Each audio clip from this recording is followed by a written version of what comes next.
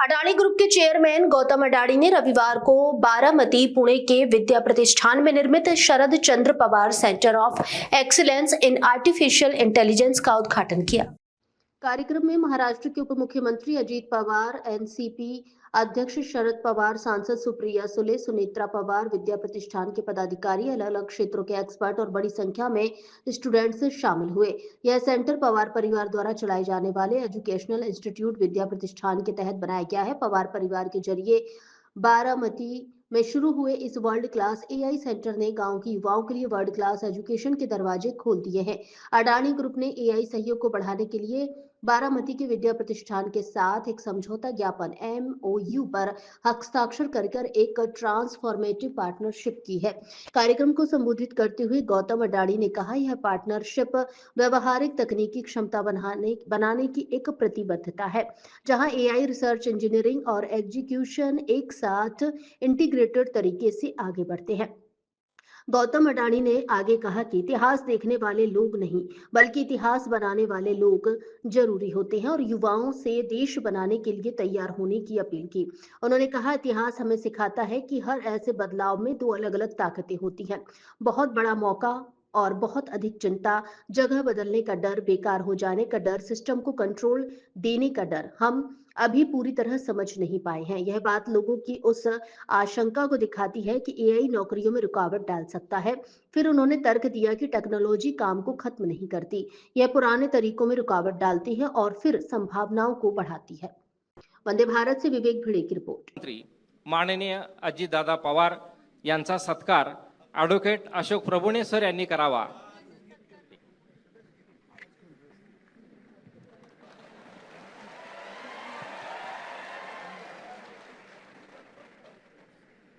May I now request the Vice President of Vidya Pratishthan, Honorable Advocate A.V. Prabhune sir, to kindly deliver the welcome address.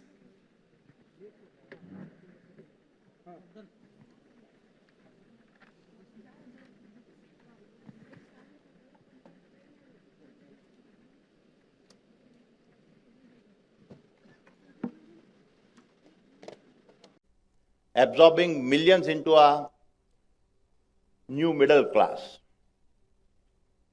The third, the digital revolutions did not eliminate work. It accelerated innovations and produced software, services, platforms, and entrepreneurships that now employ hundreds of millions globally. Looking back, each industrial revolution created far more jobs than it has displaced. By unlocking entirely new industries and business models that were previously not imagined. Bharat's own experience offers clear evidence. The mobile revolutions, much as everyone had feared, did not destroy jobs. Instead, it multiplied them at a massive scale. When smartphones and low-cost data reach ordinary Bharatiyas, it released an enormous surge of economic energy at the grassroots. The numbers are indisputable. Between 1991 and 2024, Bharat added over 230 million non-farm jobs, the majority created after the spread of digital infrastructure. For example, Flipkart has not built on a legacy retail. It was born from a mobile first, discovering digital commerce. Ola did not own cars, It unlocks ideal assets by stitching together payments and locations. Swiggy turned neighborhood kitchens into city-scale enterprises. Paytm and PhonePe transform every Kirana store into a financial node. None of these models were visible before mobile penetration. They did not arise from a policy alone or capital alone. They emerged when capability reached the common citizen. And therefore, I can confidently say that artificial intelligence will now represent the next and far more powerful leap. Because if mobile gave Bharat greater access, AI will give Bharat greater capability. Let me explain. Jan Dhan and UPI enable financial access and inclusions. Aadhaar established digital identity, and mobile connectivity allowed us to leapfrog decades of physical infrastructure. And now, AI is set to become the fourth foundation, embedding capability, decision-making, and productivity into every corner of the nation. Imagine that over this decade, as 1.4 billion Bharatiya start to carry AI-powered intelligence in the palm of their hands,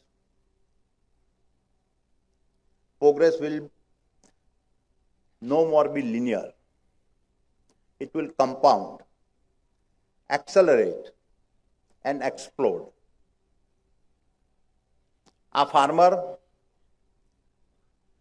will no longer be just a cultivator, but become a one-person enterprise using AI to read soil and crop health, anticipate hyper-local weather, optimize inputs, negotiate prices, manage logistics, and hedge risk in a real time. A homemaker in a tier 3 town will be able to create and scale a global micro brand using nothing but her voice, while AI designs products, ensures compliance, runs marketing, manages supply chain, and handles payment seamlessly in the background. The possibilities are endless. Skill and scale, once separated by geography, will collapse into a single interface, and I can say with a confidence that this is not an incremental change. This is an explosion of possibility, limited only by human ambitions. Because every starting points and backgrounds will matter less than our capabilities. The world of AI will ensure that where you are born will no longer limit how far you can go. What will matter is how well you learn adopt, and use intelligence, both human and artificial. This is the true meaning of the AI moment, not just a change in technology, but a civilizational leap in a capability. A moment where intelligence becomes accessible to every citizen, enabling a billion Bharatiya minds to move from dependence to creations and thereby establishing the most inclusive and accelerated growth era our nation has ever known. However, my friends, as history has often shown us, every great technology leap is also a double-edged knife. And the fourth industrial revolution, driven by AI, is no exception. Because growth without sovereignty creates dependence, and progress without control creates risk. My dear friends, while job creation is vital, a nation of 1.4 billion people cannot afford to place its jobs, data, culture, and collective intelligence at the mercy of foreign algorithms and foreign balance sheets. While AI does enhance productivity, it also concentrates economic might, informational power, and decision-making authority at a scale humanity has never encountered before. The greatest risk of this AI age is not that machines will think like humans, but that humans will let machines think for them. And across the world today, we can already see this reality unfolding. Strategic competitions between the United States and China has made one fact clear: AI is no longer just a technology race, it is a contest for global domination. Semiconductors have become strategic assets. Data centers have become critical infrastructure. Foundational AI models have become instruments of influence.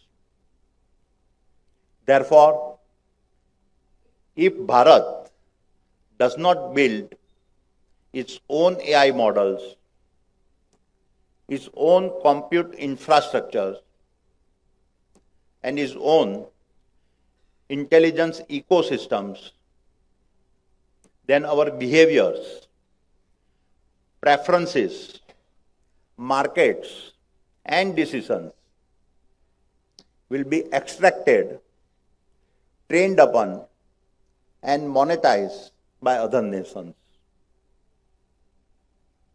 Technology dominance is now the key lever of influence, and the years ahead, mastery over AI will be the greatest source of power, wealth, and a national freedom. This is the new battleground. Bharat must therefore approach artificial intelligence not as a convenience, but as a strategic national capability built in Bharat, governed in Bharat, and aligned with a Bharat national interest. And it is for these very reasons that the Sarat Chandra Pawar AI Center of Excellence arrives at a moment of immense significance as Bharat looks to steer herself to the forefront of the global AI revolutions. My dear friends, the AI future is not something that will automatically arrive in Bharat. It is something our nation must build. And I would now like to share how we at the Adani Group are building and participating in the AI revolution. On both the supply side, that creates sovereign capability, and the demand side, where AI is deployed at an infrastructure level. Let me begin with the supply side and talk about the underlying dependencies. AI depends on our data centers. Data centers depend on energy. And energy is a key to national sovereignty. We recognize this as early as 2020, that data centers would soon become an essential to Bharat as highways, ports, airports, and power plants. They would no longer be seen as just technology capabilities, but would become the intelligence infrastructure needed for sovereignty. These are now